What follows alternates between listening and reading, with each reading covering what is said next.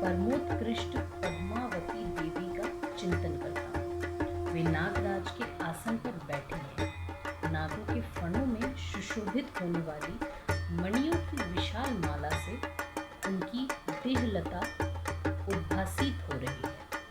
सूर्य के समान उनका तेज है।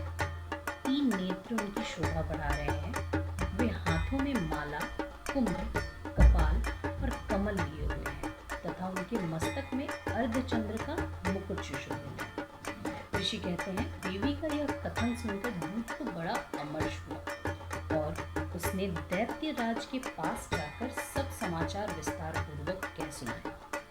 दूत के उस वचन को सुनकर दैत्यराज कुपित हो उठा और दैत्य सेनापति धूम्रलोचन से बोला, धूम्रलोचन, तुम शीघ्र अपनी सेना साथ लेकर जाओ और उस दुष्टा के केश पकड़कर घसीटते हुए उसे बलपूर्वक यहाँ ले आओ। उसकी रक्षा करने के लिए यदि कोई दूसरा खड़ा हो तो वह देवता, यक्ष अथवा गंधर्व ही क्यों न हो, उसे अवश्य मार डालो। ऋषि कहते हैं, शुंभ के इस प्रकार आज्ञा देने पर वह धूम्रलोचन दैत्य 60,000 असुरों की सेना साथ लेकर वहां से तुरंत चल गया।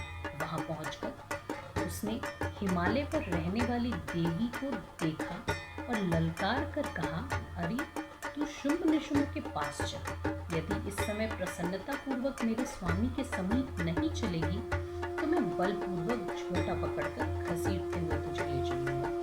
देवी बोली, तुम्हें दैत्यों के राजा ने भेजा है। तुम स्वयं भी बलवान हो और तुम्हारे साथ विशाल सेना भी है। ऐसी दशा में यदि मुझे बलपूर्वक ले चलोगे तो मैं तुम्हारा क्या कर सकती हूँ। ऋषि कहते हैं, देवी के यह कहने पर असुर धूम्रलोचन उसकी ओर दौड़ा। तब अंबिका ने हूँ शब्द के उच्चारण मात्र से उसे भस्म कर दिया। फिर तो क्रोध में भरी हुई देवी की विशाल सेना और अंबिका ने एक दूसरे पर तीखे सायों की शक्तियों तथा फरसों की वर्षा आरंभ कर दी। इतने में ही देवी का वाहन सिंह क्रोध में भरकर भयंकर गर्जना करके गर्दन के बालों को हिलाता हुआ असुरों की सेना में कूद पड़ा। उसने कुछ दैत्यों को पंजों की मार से, कितनों को अपने जबड़ों से और कितने ही महादैत्यों को पटक कर ओठ की दाढ़ों से घायल कर मार डाला। उस सिंह ने अपने नखों से कितनों के पेट फाड़ डाले और थप्पड़ मारकर कितनों के सिर धड़ से अलग कर दिए।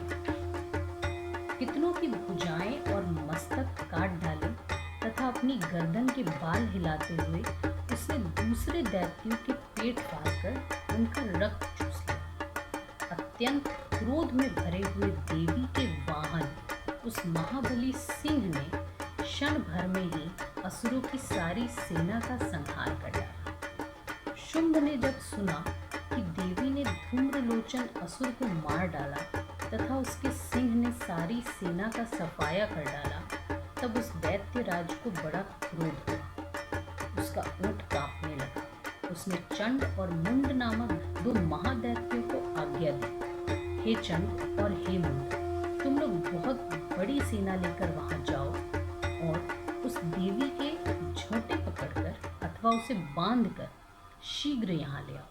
यदि इस प्रकार उसको लाने में संदेह हो तो युद्ध में सब प्रकार के अस्त्र शस्त्र तथा समस्त आसुरी सेना का प्रयोग करके उसकी हत्या कर डालो। उस दुष्टा की हत्या होने तथा सिंह के भी मारे जाने पर उस अंबिका को बांधकर साथ ले शीघ्र ही लौटा।